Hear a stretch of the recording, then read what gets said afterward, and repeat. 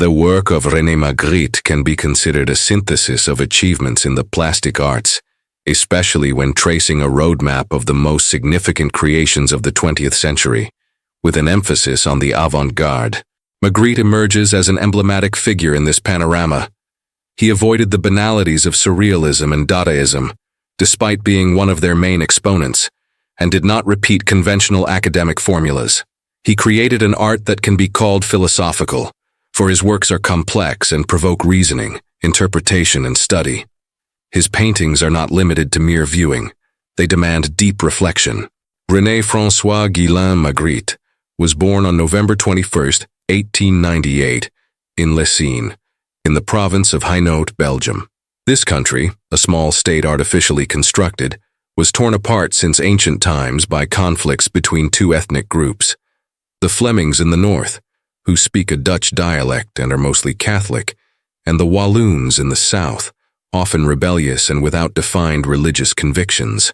The union of these groups with incompatible mentalities required constant complicated compromises, which deepened disputes rather than resolving them. Foreign observers perceived in this context a peculiar character, almost surrealist, which explains the singularity of Belgian culture, marked by systematic self-depreciation and regionalist arrogance. His father, Leopold, was a tailor, and his mother, Regina, a hat milliner. Magritte had two brothers, Paul and Raymond.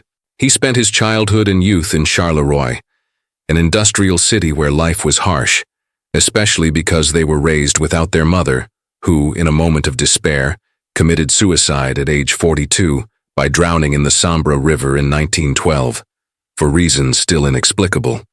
From an early age, Magritte became accustomed to difficulties, which shaped his political convictions. He remained a man of the left until the end of his life. His childhood memories were scarce but vivid. The first related to a crate next to his cradle, which marked him as a mysterious object, and awakened in him a feeling of strangeness and unease, present throughout his adult life. The second involved a balloon that had landed on the roof of his parents' house. The third and last, narrated by the artist himself in a 1938 conference, described playing with a girl in an abandoned cemetery, where, emerging from the underground vaults, he spotted a painter working on a picturesque scene with broken stone columns and piled leaves. Later, he understood that painting has little direct relation to life, and that efforts to free oneself are often belittled by the public. He became passionate about cinema, especially the Fantomas films from 1913 and 1914. This sinister hero, criminal but popular, represented a challenge to the established order and the laws of the ruling class, serving as inspiration for Magritte and the theme of some of his paintings. In 1913, he met Georgette Berger for the first time, who would become the great love of his life and the most important person in his personal universe. In 1915, Magritte began painting, testing technical skills with less conventional works. He claimed not to paint, but to invent. He was essentially a painter of ideas, of visible thoughts. He started in an impressionist register before entering the Academy of Fine Arts in Brussels. From 1916 to 1918, he attended courses taught by the symbolist painters Van Damme, Combaz, and Montalde, where he met Victor Servranckx. In 1918, the family moved to Brussels. Settled in the capital, he discovered Cubism and Futurism through P.L. Fluquet, who introduced him to the Antwerp avant-garde. In the early years of his career, he was attracted to Futurism and Cubism, but soon drew inspiration from original surrealism. He revealed himself as a delicate and sensitive colorist, associating and contrasting objects, painted with implacable realism, almost photographic to accentuate the fantastic unrealism. He reinvented masterpieces of painting by replacing characters with coffins, in a visionarism that was both cruel and humorous, as in reinterpretations of Madame Récamier by Gérard and The Balcony by Manet. Unlike the surrealists who resorted to psychic automatism, he preferred the transfiguration of external realities. In 1920, he became engaged to Georgette and joined the Belgian group that propagated Dadaist ideas. In 1921, he fulfilled his military service in an infantry regiment. In June 1922, he married Georgette, and on Servranckx's recommendation, worked as a wallpaper designer in a factory to support the family. He soon grew tired and abandoned the job to create posters and decorate exhibition stands. In 1924, he made his first sale, the portrait of singer Eveline Braille, to a private collector. The poet Marcel Leconte showed him a reproduction of Giorgio de Chirico's Song of Love, which represented a decisive shock. Magritte then knew which path to follow and never abandoned surrealism. Later, he would write that it was one of the most moving moments of his life, when his eyes first saw thought. In 1926, he worked intensively, painting about 60 pictures, including The Lost Jockey, considered his first finished surrealist work. In this piece, a jockey emerges from an alley lined with gigantic chess pawns from which branches escape, framed by a curtain in the foreground. All the elements that Magritte would use in the future are present.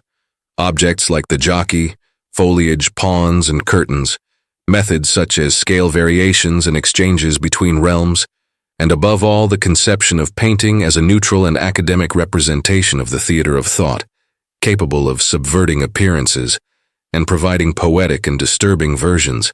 He abandoned advertising and signed a contract with Paul Gustave van Hecke, owner of the L'Époque Gallery. In 1927, he moved with his wife to Le Perreux-sur-Marne, on the outskirts of Paris, where he met Camille Gomans, who introduced him to the French surrealist group, including André Breton, Paul Éluard, Joan Miró, and later Salvador Dalí. In 1929, the couple vacationed in Cadaqués at Dalí's house with guests like Miró, Gomans, Éluard, and Gala.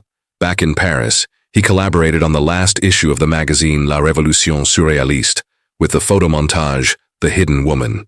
The reception in Paris did not meet expectations, and faced with indifference, he returned definitively to Brussels in 1930. Deprived of resources, he sold his library, one of his prides. He worked arduously, although it is not certain whether he enjoyed painting. He preferred thinking in pictures. In 1932, he joined the Belgian Communist Party, where he wrote provocative articles for Le Drapeau Rouge under the pseudonym Florent Berger. His political involvement was based on a spirit of opposition. With a strong personality, he was not easily impressed and assigned personal values to people and objects. The party leadership rejected his poster designs, as he refused to subordinate his art to an ideological line. In 1937, he visited London at Edward James's invitation and painted 3 pictures for the banker. That year, he created the cover for the magazine Minotaur. In the 1940s, the German occupation of Belgium threw his life into crisis. His financial situation deteriorated, and personal depression, allied with dissatisfaction with his work, led him to change his style. He decided to abandon the prevailing anxiety. In 1943, inspired by a reproduction of Pierre-Auguste Renoir's The Bath, he adopted a luminous palette and an impressionist style similar to Renoir's, calling this period enlightened, with works under bright skies. In 1945, the reproduction of Le Modèle Rouge illustrated the cover of the reissue of Surrealism and Painting by André Breton. In 1946, he broke ties with the Paris Surrealist group, partly due to disagreements with Breton, similar to Dalí. In 1950, with international exhibitions of older works, he gained global recognition and abandoned impressionist brushstrokes. Renoir's sensual grace did not offer him a sustainable path, leading him back to his original style of symbols and illusions, enriched by exquisite shades of blue and a more fluid, sensual painting technique. In 1953, he painted the mural The Enchanted Realm, composed of 8 panels, for the gaming room of the Knokke-le-Zoute Casino. He held his first exhibition in Italy and at the Alexandra Iolas Gallery in New York. In 1954, there was a retrospective at the Palace of Fine Arts in Brussels. In 1956, he created the mural The Ignorant Fairy for the Palace of Fine Arts in Charleroi. In 1961 and 1962, exhibitions in the United States, and a retrospective at the Museum of Modern Art in New York. René Magritte died on August 15, 1967, in Brussels, a victim of cancer. His paintings are hand-painted collages, according to Max Ernst. 30 works were selected for the historical nucleus of the 24 biennial, illustrating connections with cannibalism and anthropophagy. This cannibalism refers to the surrealist method of appropriation and decontextualization of images, creating a new, impactful, and enigmatic order. Juxtaposition, fusion, cannibalism, and anthropophagy designate the surrealist process used by Magritte. This cannibal fusion incorporates elements from other cultures and recurrences to detective stories, detectives, and cartoons, merging diverse imaginaries in a fusionist cannibalism, according to curator Didier Ottinger. This conciliatory dimension of opposites becomes visible through the use of collage as a structural model. Since playing in the cemetery with a childhood friend, when he discovered the image and the possibilities of creating his own world with paints and ideas, Magritte dedicated himself to a reflective and revealing art whose primary privilege was knowledge. His works cause astonishment due to their obsessive technical precision. The naturalism contrasts with the symbolism, sometimes distracting the observer from the absurd or unconscious detail. The tension resides in the observer, who must unravel the meaning. The artist defined his painting as an evocation of unknown images of the known, that is, of the absolute mystery of the visible and the invisible. Magritte valued the creation of one reality from another, observed in the real. Everyday objects, painted academically, change and plunge into uncertainty, freeing himself from appearances in a provocative way, as in Elective Affinities, 1933, where an egg takes the place of a bird in a cage, demonstrates human cruelty in the desire to dominate and control forms of life. He was enraged by the stupidity and malice of humanity, and by the primitivism of modern life, exhibiting an antisocial tendency and rebellion against conventions. The titles of his paintings do not identify but introduce additional transgressions, creating confrontations in language and logic. His work does not aim to show the unconscious, as in Dalí, but to interfere in hidden mysteries. He is a philosopher who uses juxtapositions of common icons beyond words. In The Rape, 1934, one of the most powerful images of surrealism, Magritte subverts ideas. Breasts as eyes, navel as nose, pubis as mouth, reflecting secret desires. Painting reveals the constant sexual attraction in life. It demonstrates the ability to capture and transform human anatomy, allowing the body to escape socio-cultural identity and contradict social images. His concern is to reveal what is hidden by the visible. The intention of painting is to draw attention to the mystery behind external reality. The painted image is always an image of a thought, demanding reflection on its condition. Using images and words, Magritte highlights the banality of things, transforming the everyday into its opposite. He infiltrates between objects, representations, images, and words. Magritte was neither a visionary nor a dreamer. He was an inventor and a thinker. To imagine the difference between the visible and thought, he made thought visible in a perceptible way.